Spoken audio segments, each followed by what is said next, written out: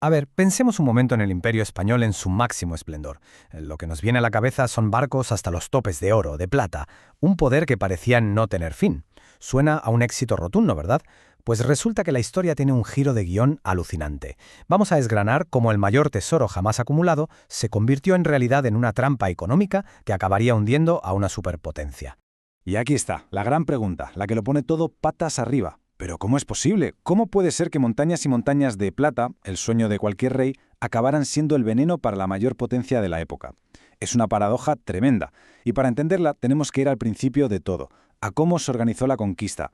Normalmente uno se imagina la conquista con los ejércitos del rey, una gran operación de Estado, pero nada más lejos de la realidad. En esencia, fue un conjunto de iniciativas privadas con el sello de aprobación de la corona. Pensemos en ello como si fueran las startups del siglo XVI. Un riesgo altísimo, sí, pero con una posible recompensa que te cambiaba la vida. Y la pieza clave de todo este engranaje era un documento, la capitulación. Era, para que nos entendamos, como un contrato de franquicia. La corona le decía a un conquistador: «Oye, ¿ves ese territorio? Ve y conquístalo en mi nombre. Tú pones la pasta, tú te la juegas, y si sale bien, para ti los títulos, las tierras y un buen trozo del pastel». Un negocio redondo para la corona, que se expandía sin gastar prácticamente un duro. Y aquí viene la genialidad del modelo de negocio para la corona, el famoso quinto real. Un impuesto fijo, un 20%, de absolutamente toda la riqueza que se obtuviera.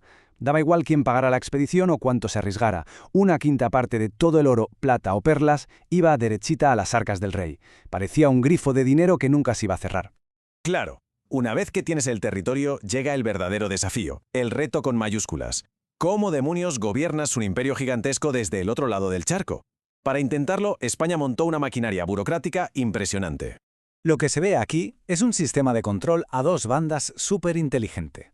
En España estaba por un lado el cerebro de la operación, el Consejo de Indias, que lo decidía todo, y por otro la Casa de Contratación en Sevilla, que era como el portero de la discoteca. Controlaba absolutamente todo lo que entraba y salía. Y mientras, en América, el virrey era como un mini rey y las audiencias impartían justicia.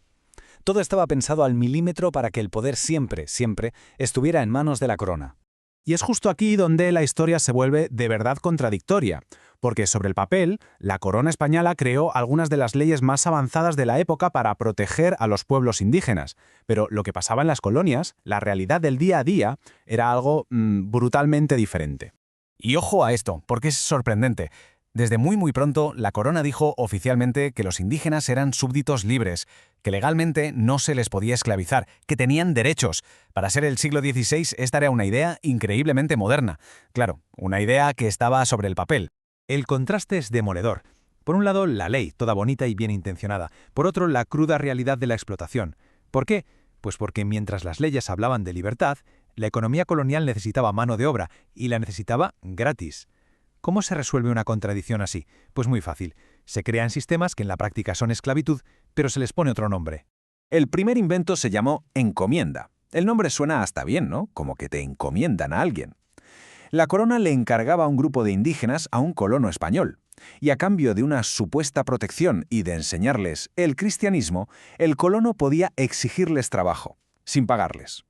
En la práctica era servidumbre pura y dura. La mortalidad fue tan espantosa que hasta religiosos como Bartolomé de las Casas lo denunciaron como una auténtica barbarie.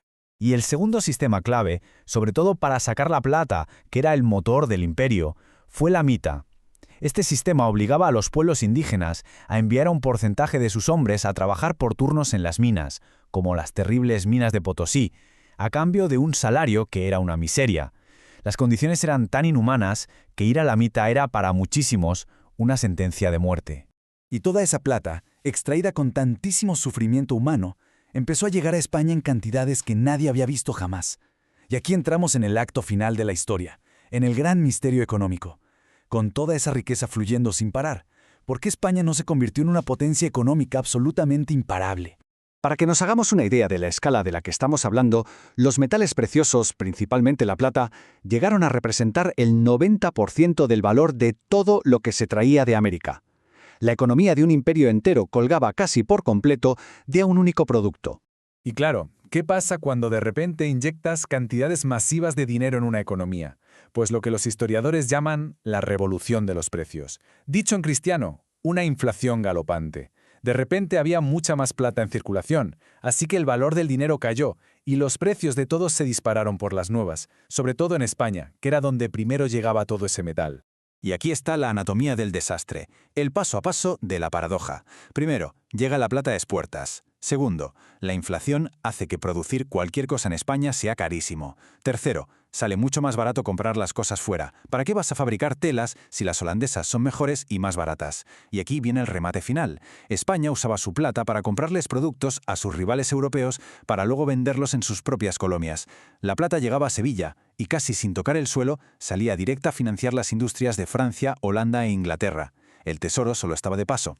Y así llegamos a la gran ironía, a la increíble conclusión de toda esta historia.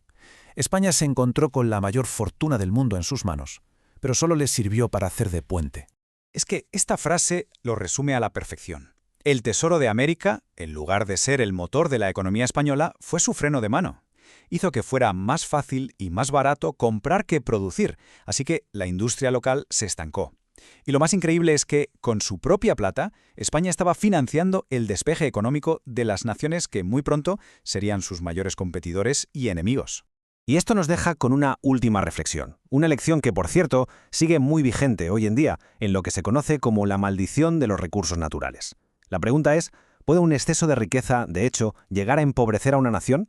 La alucinante historia del Imperio Español parece demostrarnos que, por sorprendente que parezca, la respuesta es un rotundo sí.